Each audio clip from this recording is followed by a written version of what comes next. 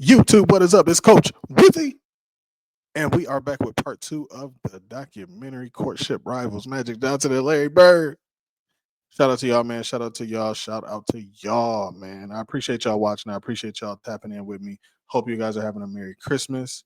Let's get right into it, man. I ain't gonna waste y'all time. You know I ain't gonna waste y'all time. I'm Brent Musburger. In each of the last four NBA World Championship Series, either Magic or Bird has competed. But this is the first time that the two have gone head-to-head for the title.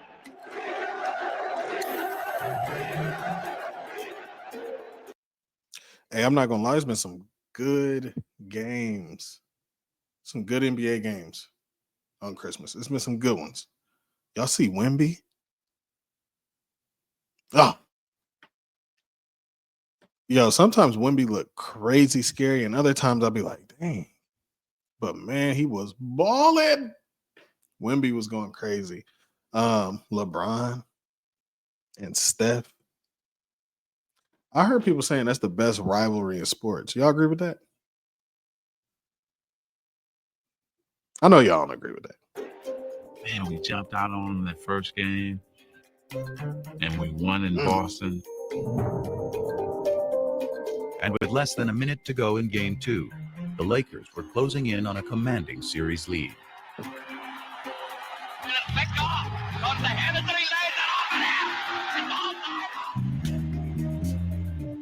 From that point on, things began to crumble. Down to 9 seconds. Magic holds the ball. Magic trying to work on Maxwell. Magic has still got it down to 2 seconds. 1 second. He's going to have to shoot it. He does it. Magic, what was that? Magic was tweaking. Yo, all the greats have their moment where they mess up or come up short. Everybody does. We got to stop acting like, you know what I'm saying? No, like Magic and Mike and Bert, they never messed up. They messed up, man. But Magic, this was crazy. Like, like where was he going? Ball. Magic trying to work on Maxwell. Like, what is he doing? 1 second. He's going to have to shoot it. Yo, there's no worse feeling as a shooter when somebody's just dribbling the ball and then they just pass it to you when there's like less than a second left. It's like, what do you want me to do here, man? Cheesy Johnson dribbling the timeout. What are you doing? The Lakers regained their stride in Game 3, only to be rudely knocked off it again in Game 4. Oh! And now let's watch it. Cooper and the Celtics, and now the bench is empty. When Kurt Rambis got taken out.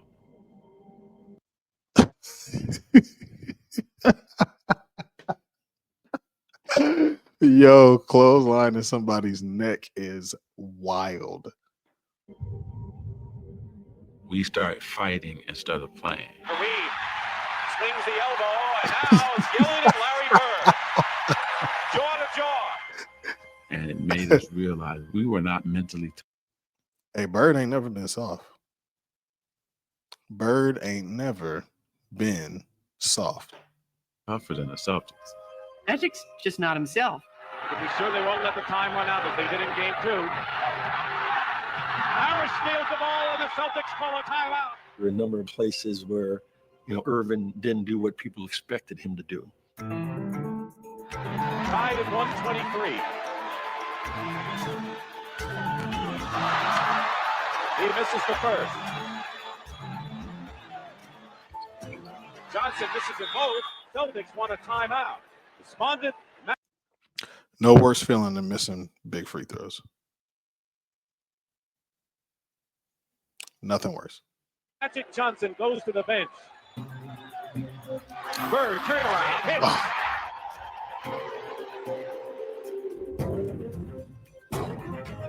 Game 5 went to the Celtics. Game 6 to the Lakers.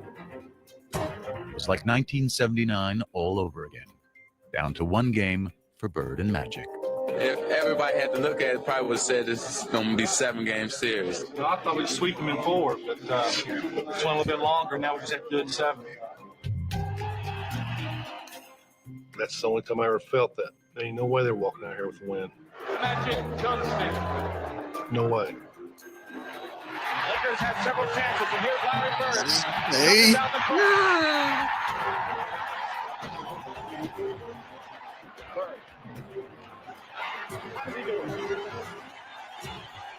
Johnson with the ball. The Lakers trying to cut it to one. Give me that, man.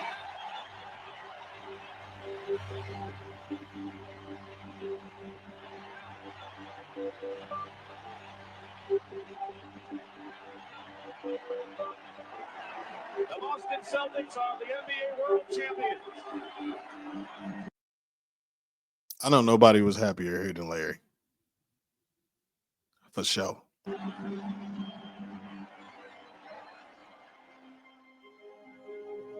I pride myself in being the guy who's going to win it for us and deliver under pressure. And it didn't happen. I hope he was hurt. Hope it killed him. He made some bad plays down the stretch, and nobody in there was happier than me. Not only win the game makes you feel good, but just knowing the other guy's suffering, and he. What did I say, man? Larry, remember what happened in high school, man. I feel him. I hope he thinking about it every night. Was. I remember after the game that both he and I were in the shower crying and stayed in there for about 35, 40. Wait, what?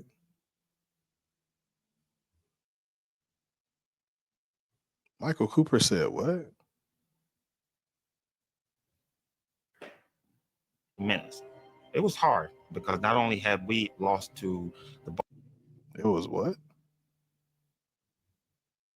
Boston Celtics, he had lost to his nemesis, Larry Bird.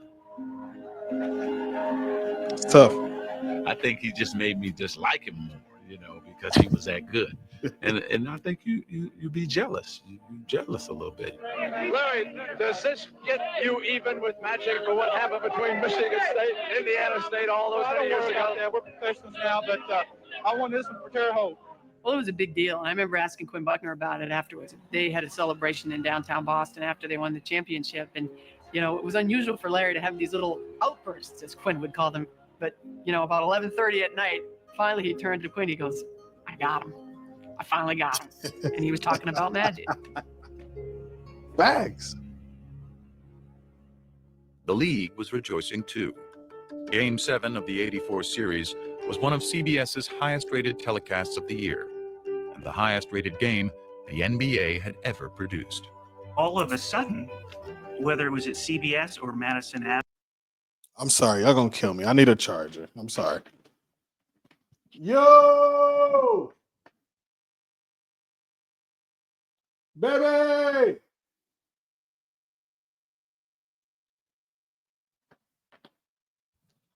I'm sorry. I'm gonna have to call her. Hold on. I gotta call the wife.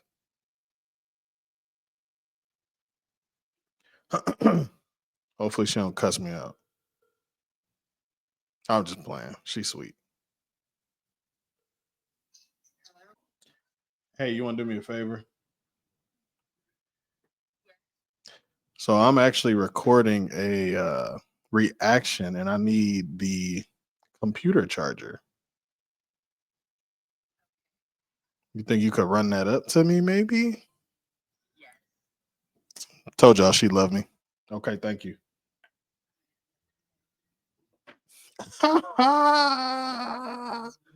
Avenue, the sports writers around the country became phenomenal. What is happening here? The absolute foundation in this resurgence was the Celtics and the Lakers, Larry Bird and Magic Johnson. But Magic was in no mood to bask in the accomplishment. I took a media beating. Tragic Magic. This is why we say Larry Bird. It was something I knew. Told y'all, man. Told y'all all the grades to go through it. Never dealt with in my life. That particular series, that championship series, redefined his whole career because he never stopped working after that. Magic was on a mission to prove to himself and the world that with the ball in his hands, he was still the one in control. And after his Lakers ran through the '85 season, he quickly got what he wanted. Another shot at Bird and the Celtics. They won the East, we won the West. So it's like everybody just get ready, sit back, and let's enjoy it. But that smile belied the intensity of the crowd. You said it right here, folks. Thank you so much. Welcome. All right. Hold on. My fault. I got to be prepared. I know.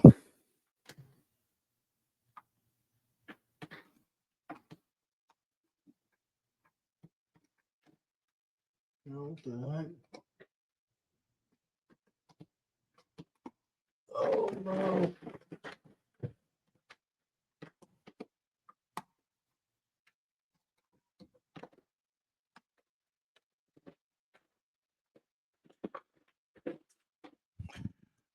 Hold on. We got the baby proof stuff on the outlets. Hold on.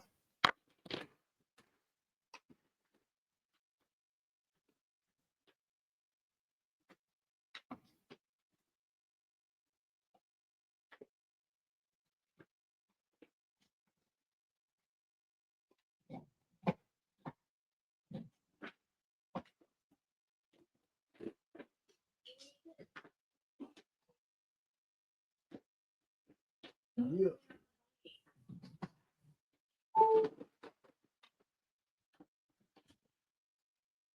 It says baby proof, but it's like adult proof.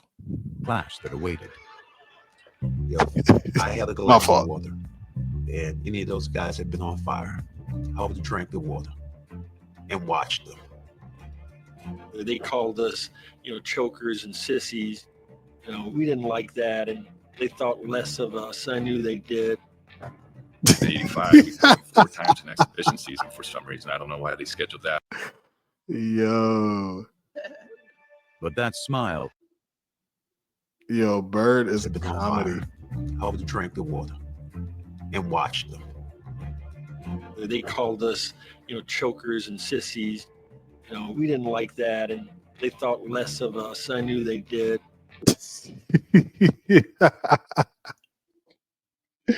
Yo, Bird is wild. Oh, that was smooth. In 85, we played them 4 times. Nowadays, you out of here for that. You gotta go. In exhibition season for some reason. I don't know why they scheduled that. By the 4th game, there was an all-out brawl. They call this one of the greatest rivalries in all of sport, the Celtics and the Lakers. And if that is Oh. true, it is the most one-sided rivalry in all of sports. 8 times these two have met for the NBA Championship, and 8 times the Celtics have won. At guard in his 6th year for Michigan State, the number 32, Magic Johnson. But in the 85 finals, Magic changed the script. Over 6 grueling games, he masterfully controlled the pace with all-around brilliance. He has a triple-double again. Behind their point guard, the Lakers finally knocked out the Celtics, winning the clinching game in the Boston Garden. 3 in 6 years. LA comes to Boston and wins the world title. Redemption for one Magic Johnson. It's a long year last year to wait for this moment right now. Magic had evened the score with Bird on the NBA floor, but the significance of their rivalry and their relationship was still just taking hold. You crazy. I said, you're crazy. I'm not shooting no commercial with Larry. So I said, okay, what, we're going to shoot it in LA? I would never went to LA to film it. Well, where are we going to shoot it? If you want to shoot a commercial, come to my house. I was like, oh, no. Oh. Bird said, I'll run this, man. Come to my crib then. Come to my crib or we ain't doing it. It's a boss right there. One stop play. I thought Lansing was small. I think the plan was I'm going to go here, I'm going to do what I'm supposed to do, and I'm trying to get up out of here. My plan was that. See, nah. If I was Magic, I'm never going. Like what? Nah, we gotta meet somewhere mutual then. Bird kind of got up on you right here. Even after Converse had convinced Magic and Bird to film a sneaker ad together in the summer of '85, a question remained. How would the two hated rivals on the court get along off of it? I don't know how he's going to react. I don't know how I'm going to react. We didn't even shake hands. So how are we going to do a commercial together? The ad was to be filmed at the home Bird had built for his mom. It featured a full-length basketball court, the day's first location. So they say, okay, you're playing one-on-one. And I'm looking at Larry and he's looking at me like, is this real? Are we playing? Because, you know, this is Magic and Bird. I could just hear Larry, starting in on, well, you bring it to the basket, and I'm going to send it 30 rows up. So the guy was like, no, not like that. A fun game. We were both like, oh, okay. Like, like you can see this relief coming over both of our faces. That brief détente led to the next stage, dialogue. We sat down next to each other. How was your summer? Oh, it's going good. How was yours? It's going great. He said, man, it's a nice spread you got. And he's asked me, is this where you play? I said, yeah, I play here if it's not windy. If it's raining or windy, I go to the gym. But this is where I do all my work. I see that tractor. You work on the tractor? He said, man, I work on this tractor every day. Larry Bird work on the tractor? He said, yeah. It's just them two walking and talking. And every once in a while, they'd stop and one of them would say something, and then they'd start laughing. This is fire. This documentary is fire. Then they said, okay, break. It's lunch break time. I was going to my trailer. He said, no, my mother has prepared lunch for us up at the house.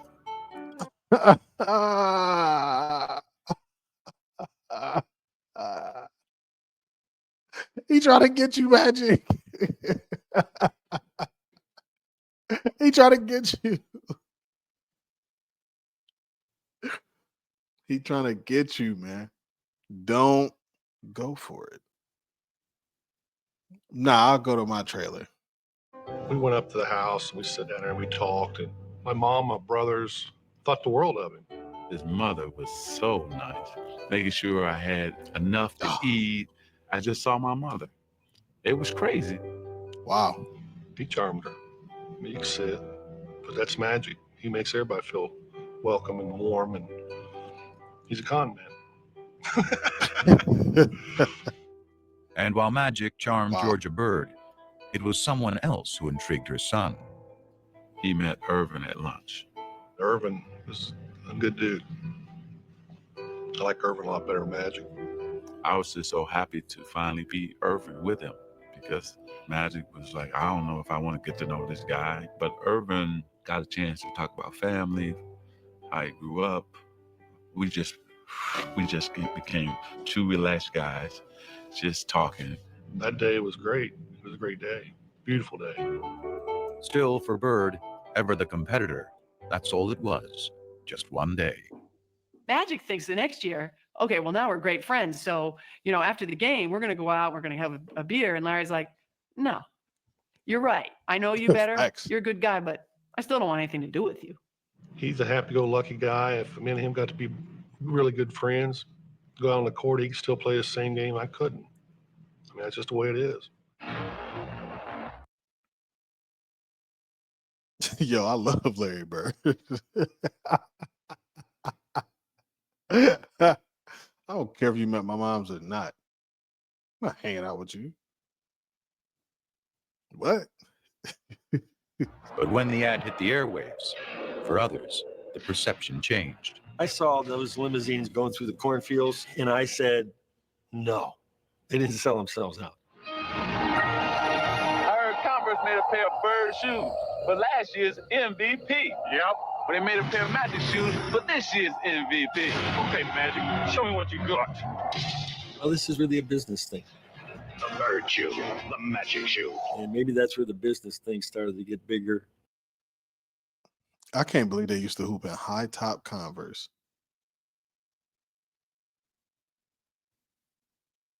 Wow. And began to trump who they both really were. It polarized the whole idea of lunch bucket versus Hollywood, white versus black.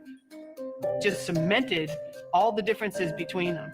Kids weren't wearing black gym shoes because they didn't want to be associated with the Larry Bird camp. You wore your white Converse. The basketball rivals had morphed into cultural warriors, and race, more than ever, had become an unavoidable part of the conversation. Yo!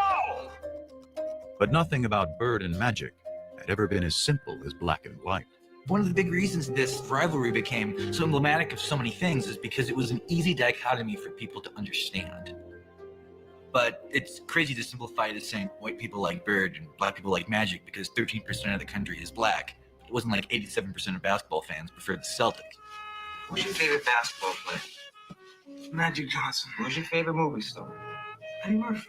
Pino, all you ever talk about is nigga this and nigga that. And all your favorite people are so-called niggas. It's different, man. YouTube. I didn't know. Chill. Magic, Eddie, Prince are not niggas. I mean, Hey. they're not black. I mean, let me explain myself. Has the N-word ever been used by a white person to describe Irvin? I doubt it. There emerged as the polarizing racial figure, due in part to that era's increasingly conservative political climate.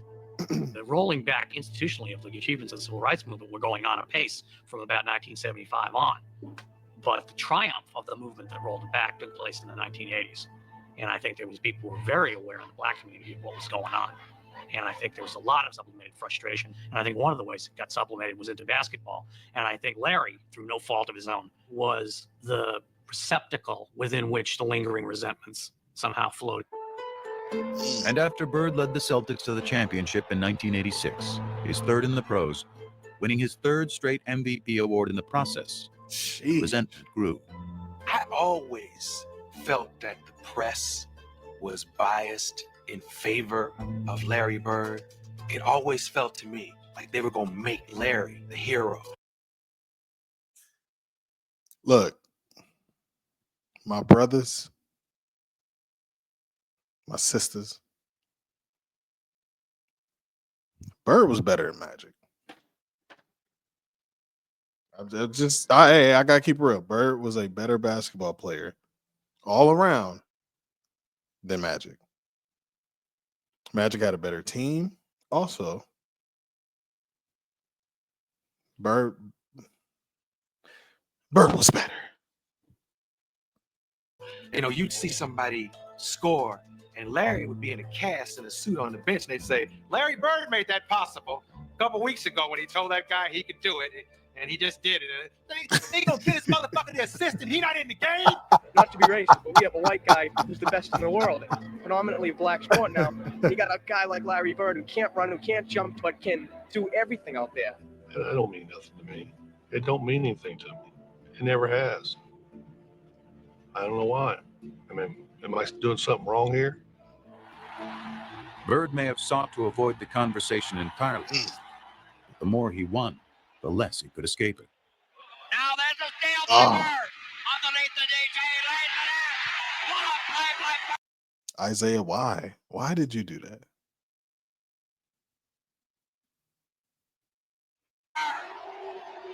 In 1987, after Boston beat the Detroit Pistons to advance to the finals for the fourth straight year, Pistons rookie Dennis Rodman called Bird overrated because he was white. His teammate Isaiah Thomas then chimed in with some thoughts of his own. Very, very good basketball player. I think he's an exceptional talent. But I'd have to agree with Rodman. If he was black, he'd be just another good guy. I can remember. To me, that was worse than this whole, he didn't shake Michael's hand. That was worse. To me. Because black or white, Larry was that guy. He could have been orange. And he still was that guy. That really hurt Isaiah Thomas. in the locker room, I think it was Jack McMullen come up to me and said, Isaiah just said boom, boom, boom, boom. And I go, so? He didn't care. He didn't care. Everybody else around him cared very deeply in the days and weeks as it turned out ahead. I mean, the media made it out like it was something. But it didn't matter to me what Isaiah or Dennis Rodman said. And it still don't. It has no bearing on what I do in my life. He doesn't see race. He really doesn't. And he could have. This guy grew up poor, white, in southern Indiana. Southern Indiana, the home, by the way, of the modern Ku Klux Klan. How he managed not to be affected by the cultural milieu that he grew up in is, I think, a miracle. To me, it's inexplicable. When I was in about 6th or 7th grade, I couldn't wait till school to be over because I knew over on the courts, the waiters from the hotel would be over there. They were black, older, and they let me play. You know, I always looked at that as I got an opportunity to play against a black man, and they treated me good. I couldn't wait to play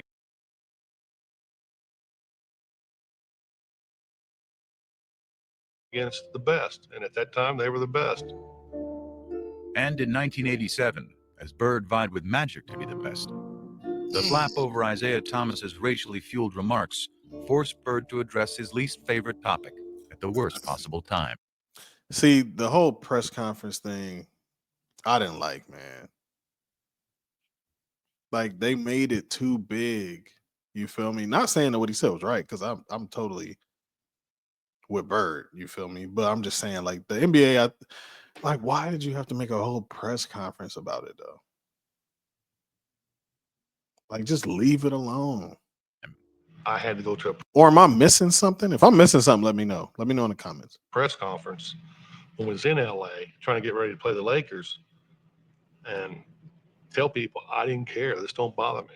The main thing is if the statements or whatever was said doesn't bother me, I don't think it should bother any of us. From playing all year, trying to get back to the finals and play against Magic, this was a distraction. Bird was facing off against Magic for the third time in 4 years. And if their relationship had softened, the determination to beat each other had not. As Game 4 proved, the level of competition between them was higher than ever. Bird played awesome down the stretch of that game. Trailing 2-1 in the series, the Celtics were down by 1 point in the final minute of the game. But Larry Bird wouldn't be easily vanquished. Open his age. Waka.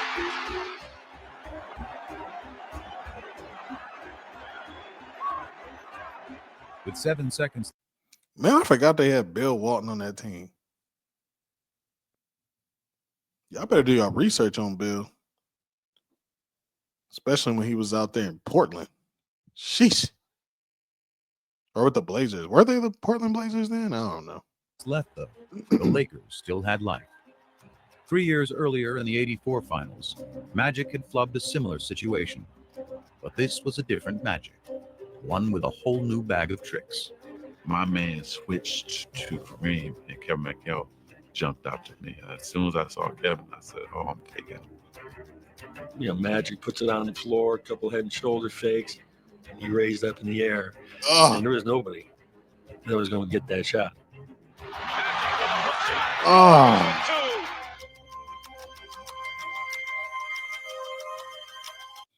Man, y'all know how difficult of a shot that is, bro? A running, sweeping hook over two. I remember after they called timeout thinking, there's still a shot here. Celtics may still win this game. Well, they set up a great play.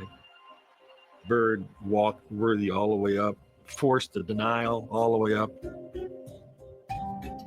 We've done it before. Clear everybody out, go to the ball, break the corner. He caught it here, and as he caught it, all he had to do was turn. And just turn, and he just let this thing go. Bird fires it. Got a wide open look. Couldn't believe it. And I'm standing right there. It is straight as an arrow. Dead on. And the Lakers have won. We're lucky because it was right on line. Yeah, that's when you know you great. Is when not only you feel like they got lucky, but like other people. Like that's Pat Riley talking about something. Man, it was like I thought it was good. Basically, that's when you know you clutch. He looked at me like, "How did you ever leave me that wide open?" You gotta be kidding me. Oh, Change the whole series. The Lakers won the series in 6. And in the aftermath of a year in which Magic had won his first MVP, the rivalry suddenly took on a new tone. Magic's just a great basketball player. He's the best I've ever seen, you know. Unbelievable. I don't know what to say. I was shocked that he said it Jeez. because I thought to myself, maybe this is the beginning of a new era that's not going to include him. It was the passing of the torch a little bit. After vanquishing Bird in '87, Magic wasn't done winning. The following year, he squared off in the finals against his good friend Isaiah Thomas and the Pistons, beating them to become the NBA's first repeat champions in 2 decades. By the dawn of the 90s, he'd won 5 titles, played in 8 finals, and equaled Bird's MVP tally of 3. But the more Magic won, the less Irvin seemed to be around to reap the spoils. Once I tasted the champagne and the championship, I wanted more of that and more of that. So Magic kept growing because we were successful. And the persona and all of that came with that. The Prince of LA was now the king. And in Hollywood, being royalty had its perks. What was Irvin Johnson's vice? Now, you know, my publicist wants me to say women. But women loved Irvin. Back then, before voicemail, they used to have these mail slots in the hotels where you leave your key. And when we get into a town, Irvin's mail slot would be so packed, and it would be just Susan and a phone number, Linda and a phone number, Joyce and a phone number. I mean, that was every city, every time.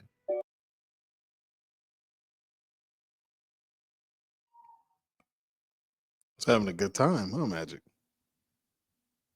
Huh? I was on top of my game as Magic.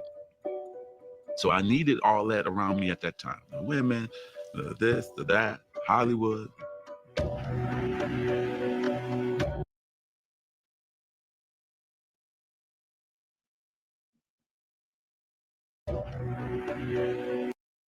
Susan and a phone number, Linda and a phone number, Joyce and a phone number. I mean, that was every city, every time. I was on top of my game as Magic. So I needed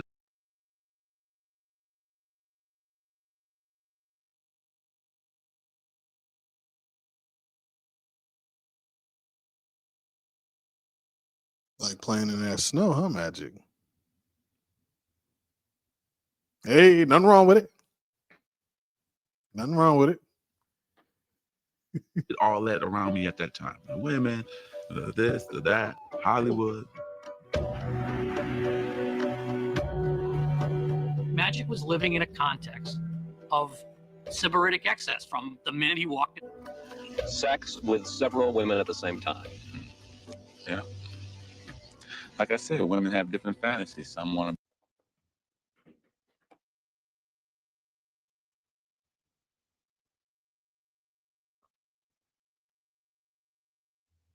be with 2, 3 at a time. Then one time I had 6 at one time. That's just. I really do believe he looks upon Magic Johnson as a movie character he played. I think Irvin got overwhelmed in LA by what it meant to be a star. That's probably true that the Magic ego swallowed Irvin a little bit, but that's okay because I couldn't win 5 championships without that. Through all of this haze of women and money and fame and fortune, he still kept basketball number one. He never seemed to lose that focus. Larry had 2 jobs his last 7 years of playing. It was playing basketball, and then it was him being committed to taking care of his back. He had first heard it in 1985, building the driveway at his mom's house back in French Lick. Larry decides to do it himself. This is Larry Bird, the superstar, out there breaking his back, literally shoveling gravel. And that was the beginning of a process. I would see him on TV laying down. And different. And then they told me that he had to lay down on planes, different things like that. I was like, wow. As Magic soared through the prime of his career, Bird was breaking down. His deteriorating back and punishing style of play proving an excruciating mix. From 88 to 92, it was painful to watch. It was painful to cover. Larry is quite ornery when he's not feeling well, which means he was ornery for those next 4 years. He could manage the pain in a way that very few people can do. 30 days, he could come in the office and he couldn't stand up straight. But even after 2 ruptured Achilles tendons and surgery on his back in 1991, Bird kept going to work. Product of a lesson. Yo, they say back surgery is the worst surgery. And I've trained and worked with people who have bad backs and who've been through back surgery, and they say that it is devastating. And I've worked with some who's, things that went well, but for the most part, they all say it is terrible. To learn many years. And this is a basketball player. He's still out here trying to hoop. Before seeing the swollen ankle of a man long since gone. Well, we don't know if it broke or not, but it looked broke to me. Had to go to work and had to get his boot on, and it took everything I had to help him get that boot on his foot. And he stood up limping. He said, well, I'll see you this weekend, because he was working construction at the time. And I was pretty amazed how he could fight through that all week, then come home on the weekend, and it was black and swollen. And he'd sit around on the weekend and put that boot on and go again. If you get paid to go to work, you got to go to work. It was a situation that he was seeing almost daily. Yo, all my youngsters, you young whippersnappers out there, if you get paid to go to work, you better go to work. It lost the structural stability in his spine. So it would slip into abnormal positions to try and lock itself to get an artificial stability. That's like getting your finger stuck in the door and somebody's still pushing on the door. So what we had to do is unlock his spine, realign it, do techniques that would hold that for 4 hours, 6 hours, that type of thing, and then he'd go play basketball.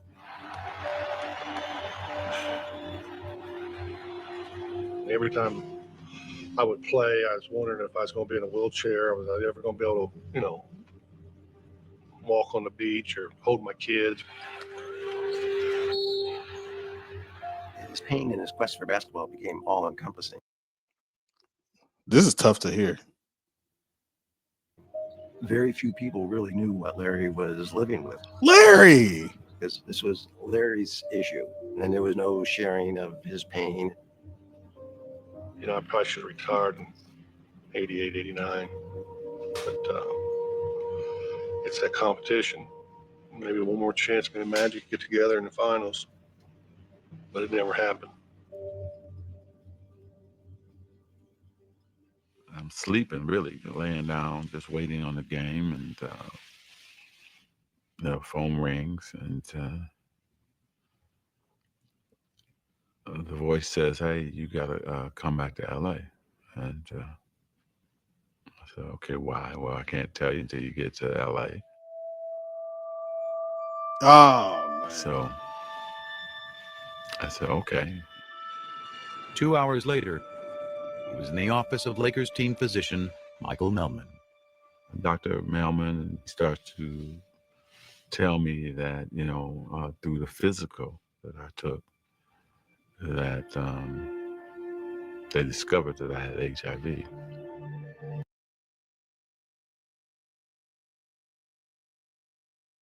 This documentary is taking a sad turn, man.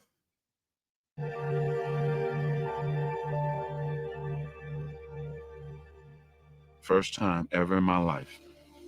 I'm such a control freak, right? And do things the right way. I'm out of control. Oh, it was everything. how is it possible? What happened? How did it happen to me? And my mind is racing, and then you just devastated. Further complicating things, Magic had gotten married just 2 months earlier, and he feared the worst for his new bride, Cookie, who was pregnant with their first child. I don't know what's going to happen with my wife and my baby. I don't know what's going to happen to me. I don't have control of the situation, and I was lost just for that next 2 or 3 weeks. And after Magic learned neither his wife nor his unborn child were infected, he began revealing the news to his inner circle. The phone rang, and it was Magic's agent, Lon Rosen. And he said, Irvin's looking for you, call him. And I said, I'll call him when I get to Paramount. And he says, call him now. I said, Lon, I'll call him when I get to Paramount. I'll be there in 20 minutes. And he said, you got to call him now. Irvin's HIV positive. I remember I was sitting on the bed. I remember standing up at that point. And I said, how is that possible? I'm thinking Irvin's gonna get skinny and die. I mean, literally, that's what I thought. Irvin's gonna get skinny and die. Yeah, you got to think at this time, they didn't have all the technology and medicine and that sort of thing back then. So this was like, they didn't know, like he's saying, like, I thought he was going to get skinny and die. Everybody thought that this thing was, you could touch somebody and just get it. You feel me? We didn't have a lot of information on this back then. So this was just sad, man. Die. The first person I thought of was Larry. I wonder what Larry thinks. The day that I heard about Magic, it just sort of changed my love for basketball. It shook me up. You get that feeling, quite the same type of feeling I had when my father died. He wants to understand why, how can I talk to him? I need to speak to him. It was just really important for Larry to talk to him. Sort of, I don't know. I wanted to hear it from him. Probably didn't believe it. Called me, and, we're talking. It's just, how you doing? I heard about it, and you can almost hear both of us with some tears in our eyes, and I'm choked up because he did call me,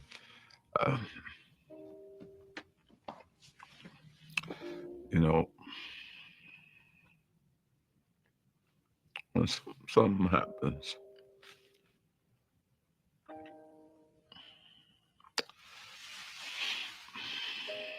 to you,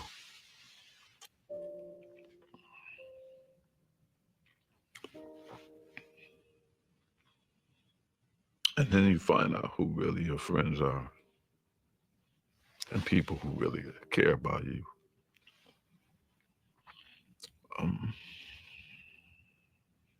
You figure all those battles, all those things we had to go through as warriors, as competitors, and as men. And here this man says, hey, you know what, man, you're okay. And so that was the greatest moment for me too, to have him check on me and to make sure I was okay. Yeah, man. When you are in when you're in that dark place, whatever that dark place may be for you, you find out really quick who is there. First of all, let me say good late afternoon. Because of the HIV virus that I have attained, I will have to retire from the Lakers today.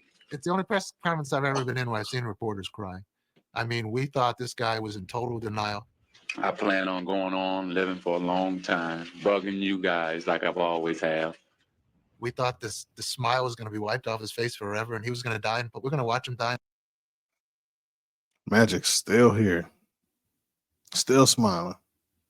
Doing so many great things. He's spoken into existence, man.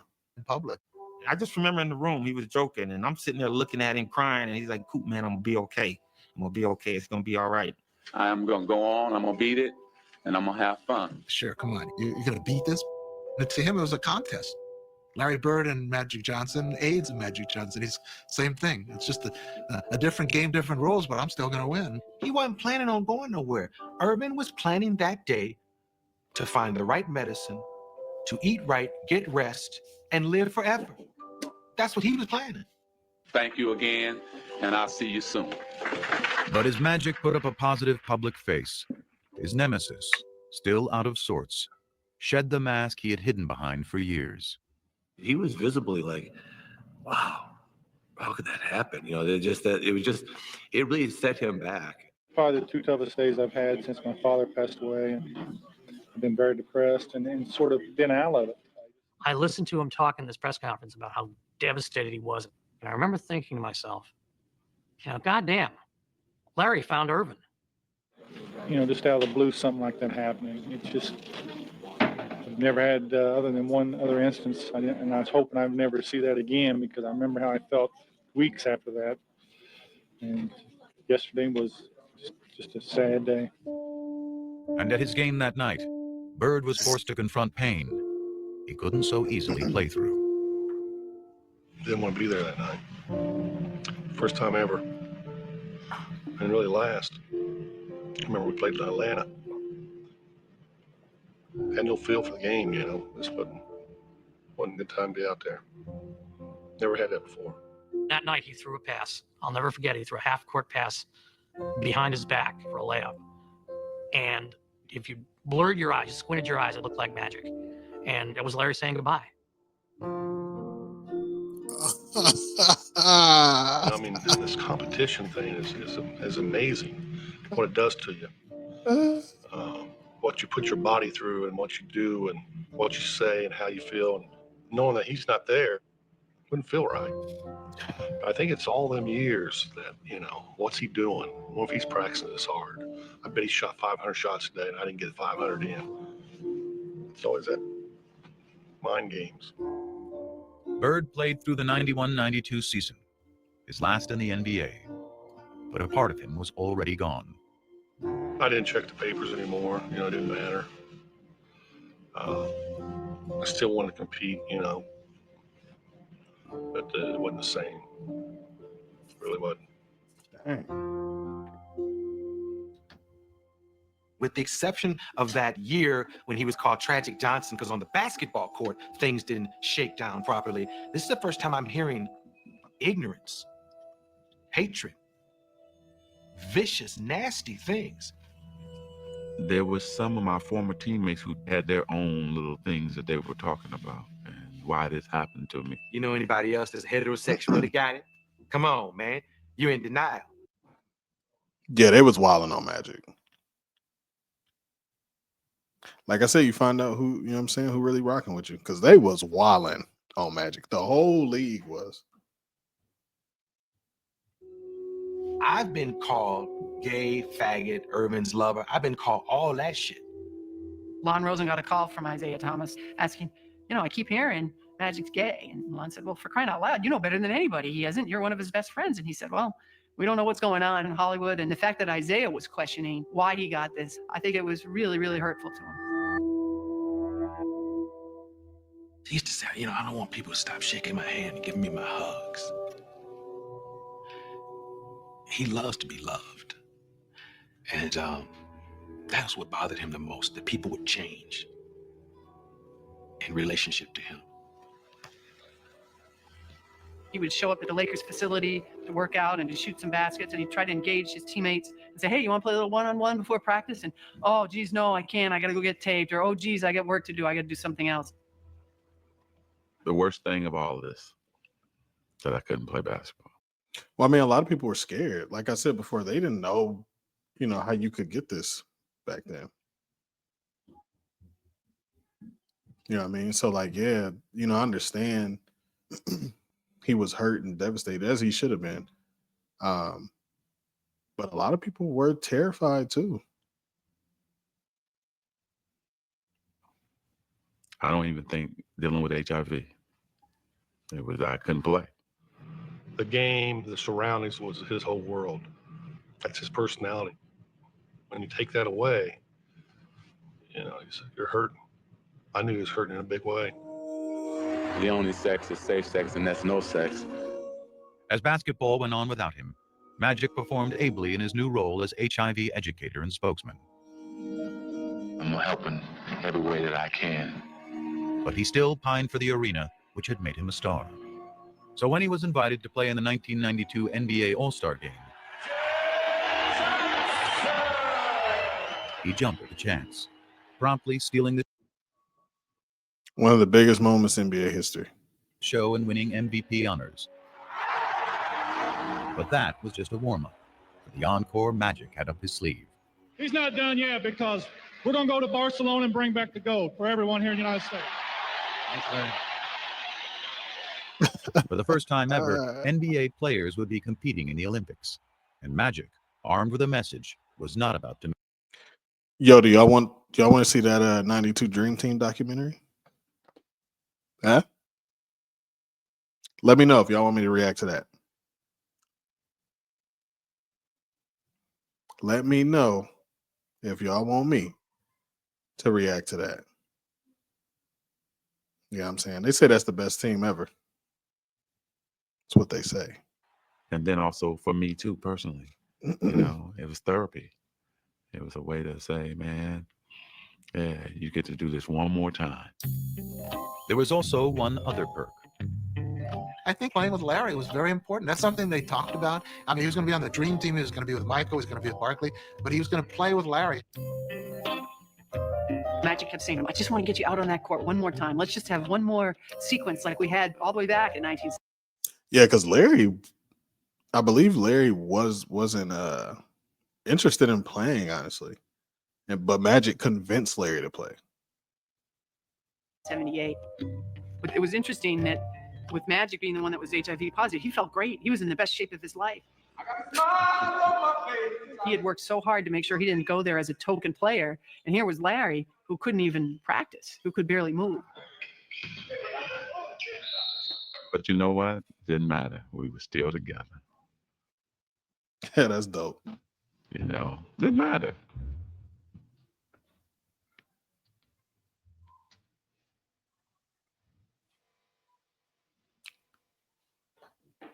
The heck? And when he got his opportunity, he switched a few.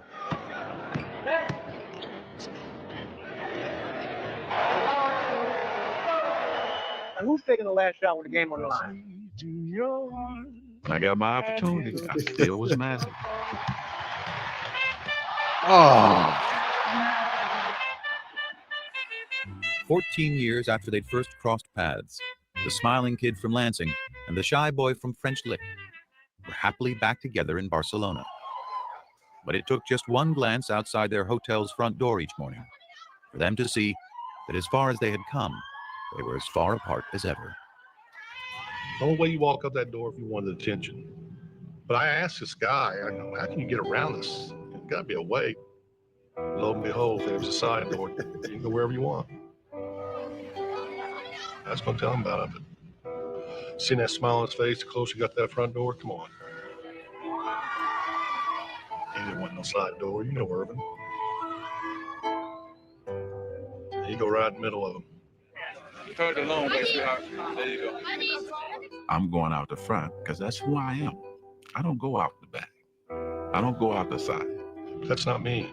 If you want to go somewhere in a hurry, there's a door that leads you there. I found it. I respected him for that. And so, hell, I would try to find a side door for him. And we never tried to change each other. That's what made this relationship great.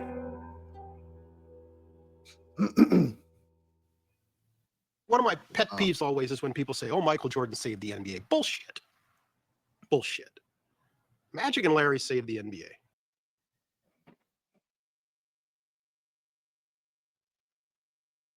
I've been saying this, man. I know y'all Jordan fans gonna jump in the comments and oh yeah, but he did. I already know, and it's cool. I love going back and forth with y'all. I love y'all. My favorite part about doing these reactions is the comments and interacting with y'all. All of y'all. Magic and Bird saved the NBA. They did. That's who saved the NBA. Magic and Larry. Magic and Larry. Bird and Magic. To the millions who once watched them, now more than ever, they are inseparable. A pair of athletes thrown together by the cosmos to compete. A pair of men who discovered a bond in the midst of that competition. Decades removed from the height of their rivalry, their bond endures. Two impossibly different men with a connection only they can fully grasp. It's almost like a private little club, and only the two of them are in it. And every once in a while, they need to show up to have a reunion and pay their dues to each other. But they don't need the day-to-day contact that most friends need. It's just not that kind of relationship. I always get this good feeling when I know I'm gonna see him because he makes you feel good. You know, he really does. He's unbelievable. He's very private, but if he's your friend, man, you got a friend for life. And Larry Bird is a straight shooter. He'll tell you when he don't like you. That's one thing I wish I could have from him, that he has that I don't have. I wish I had that. I mean, he walked in here, this whole room had changed, and maybe that's what I always wanted to be, but I just couldn't. Beautiful. Beautiful. That is it. That was a fire doc, man. Fire doc. Coach Wiz, man, I am gone. You feel me? I got to go get my run in because the Old Man League is coming up. And I'm playing. I'm going for MVP. I'm going for the title. Sure am. So I got to get back in some shape, man. But shout out to y'all. Let me know what documentary y'all want to see next. Merry Christmas. Happy holidays. Hope everybody has a happy new year, man. Be safe out there. I am gone.